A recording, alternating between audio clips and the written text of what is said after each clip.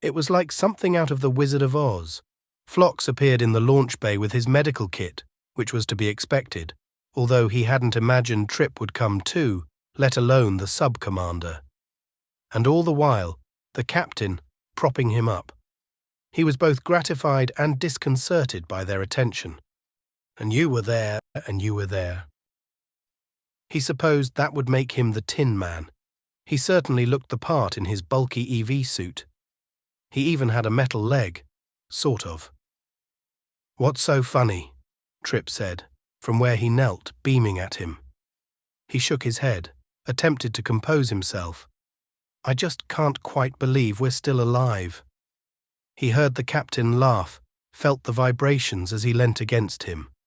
"Me neither. I won't be doing that again in a hurry." "You sure?"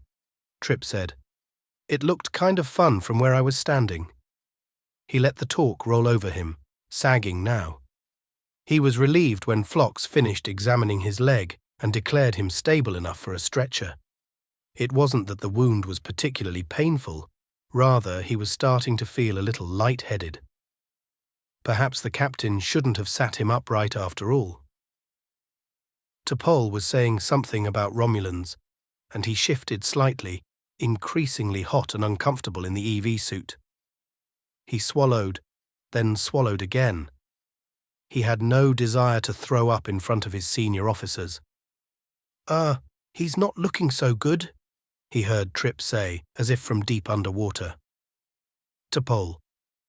She directed her attention to Lieutenant Reed. His face had indeed turned an unwholesome colour, and a sheen of sweat covered his forehead. "My apologies, Captain," he said. "I'm not feeling quite well. Would you mind lying me back down again?"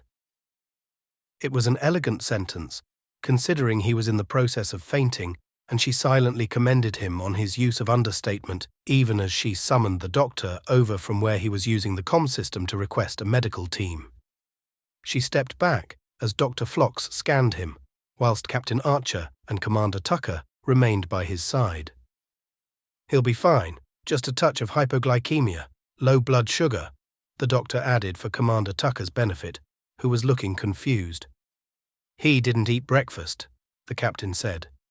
He seemed disproportionately upset given the banality of the statement. "Ah well," Dr. Phlox said cheerily, assembling a hypo spray. "That explains it. Breakfast is the most important meal of the day, you know." The launch bay doors opened then, and 2 medical personnel entered with a stretcher. She assisted the captain in lifting the lieutenant onto it, whilst the doctor and Commander Tucker stabilized his leg. For his part, the lieutenant was clearly uncomfortable, yet sought to remain stoic. She found herself regretting the injury and the necessary absence it would cause. She felt an affinity with the lieutenant. Of all the crew, he was the one most akin to her people. He was restrained, remarkably self-disciplined for a human, and he quite lacked that human propensity for small talk. Furthermore, he had a proper appreciation for facts, and his pragmatism could usually be relied upon in situations when Enteprise was under threat.